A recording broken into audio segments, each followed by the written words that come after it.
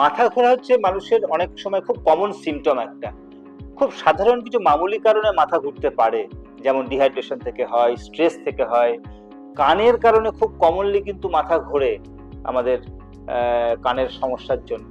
সেটাকেও আমি বলবো যে খুব যে ওয়ার্নিং সাইন বিরাট কিছু ফ্যাটাল নাও হতে পারে, কিন্তু কিছু কিছু ক্ষেত্রে মাথা ঘোরাটাকে আমরা খুব ফ্যাটাল বলি যখন এই ওয়ার্নিং সাইনগুলো থাকে। সেগুলো কি কি? একটা হচ্ছে মাথা ঘোরার সঙ্গে সঙ্গে যদি কারোর চোখ অন্ধকার, কয়েক সেকেন্ডের জন্য ডাক্তারবাবু আলো বন্ধ হয়ে গেলে যেমন অন্ধকার হয়ে যায় আবার আলো চলে আসে, ঠিক সেরকম হয়। কেউ কেউ বলছে যে মাথা ঘোরার সঙ্গে সঙ্গে ডাক্তারবাবু আমার না কেমন একটা মাথা ব্যথা হচ্ছে এবং বমি হচ্ছে। তাহলে মাথা ঘোরার সঙ্গে যদি মাথা ব্যথা এবং বমি হয়, এটা একটা ওয়ার্নিং সাইন। কেউ কেউ বলছে মাথা ঘোরার সঙ্গে সঙ্গে আমার পেশেন্ট জানেন তো কয়েক মিনিট যেন কথা বলা বন্ধ করে দিচ্ছে, চোখটা স্থির হয়ে যাচ্ছে।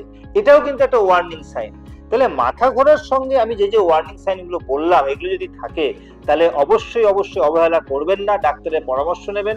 এগুলো কোনো না কোনো ভাইটাল অর্গান, অর্থাৎ হার্ট হতে পারে, ব্রেন হতে পারে, এইসব কারণে কিন্তু আমাদের মাথা ঘোরাকে অবশ্যই গুরুত্ব দিতে হবে।